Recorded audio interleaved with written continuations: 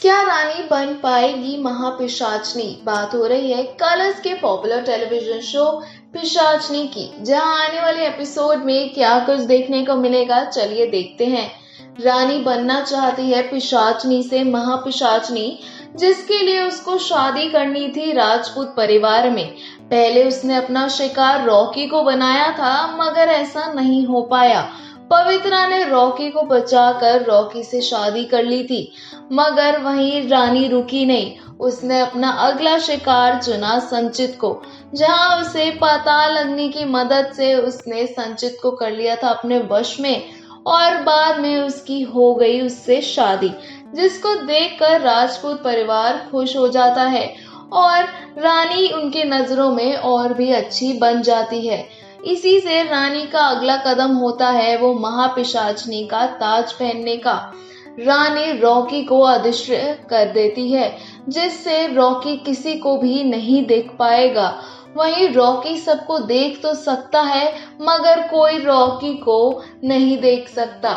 Rocky जहां परेशान हो रहा है कि वो पवित्रा को बताए कि उसे सब कुछ पता चल चुका है कि इस घर में काली शक्तियों का वास है और वो और कोई नहीं रानी ही है। वहीं रॉकी ट्राई करता है पवित्रा को छूने की, मगर उसकी शक्तियों की वजह से वो नहीं छू पाता। पवित्रा बहुत टेंशन में होती है और वो रानी से पूछती है कि तुमने रॉकी को कहाँ कर दिया है, मगर रानी उस पर हंसती है और उसे कहती है कि मैंने उसे अदृश्य कर दिया है, जो कि मैं इंसानों को कर सकती हूँ, मगर मैं वापस उसको नहीं ला सकती, क्योंकि वो तो मुझे भी नहीं पता कि वो कैसे आएगा। वहीं पवित्रा उसे कहती है कि तुम चाहे जितनी भी कोशिश कर लो, मैं तुम्हें महापिशाचनी नहीं बनने दूंगी। वहीं पवित्रा हनुमान जी से प्रेयर करती है कि उसे रॉकी वापस जल्दी से मिल जाए। रॉकी भी हनुमान जी से प्रेयर करता है, मांगता है उनसे कि मुझे कुछ तो रास्ता दिखाओ जिससे मैं पवित्रा को बता सकूं कि मैं उसके आसपास ही हूँ।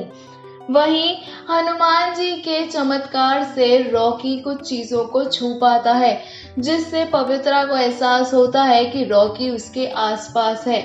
और वहीं रॉकी के साथ अब पवित्रा रानी के अगले कदम को रोकेंगे। वहीं अगर हम दूसरी तरफ बात करें, राजपूत परिवार को लगता है कि रानी के इस घर में कदम पड़ने से सारी चीजें अब ठीक हो गई हैं। ऐसा लगता है कि रानी के आने से तो कोई चमत्कार हो गया है।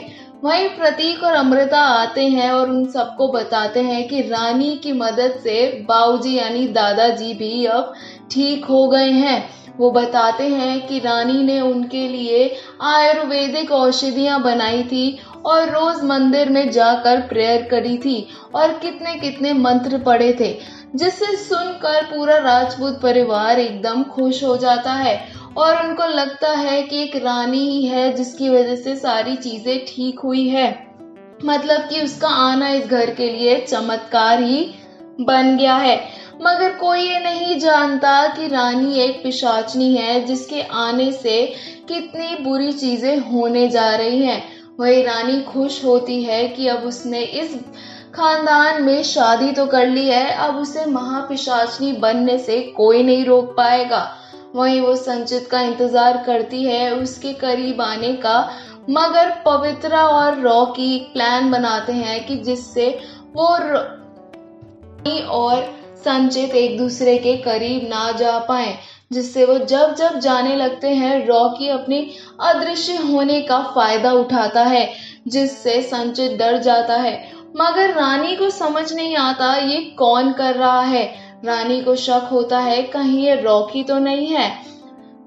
वहीं आज विजयदशमी का दिन होता है, जहाँ पे जितनी भी बुराई की चीजें होती हैं, जितनी भी बुरी शक्तियां होती हैं, उनका विनाश होने लगता है।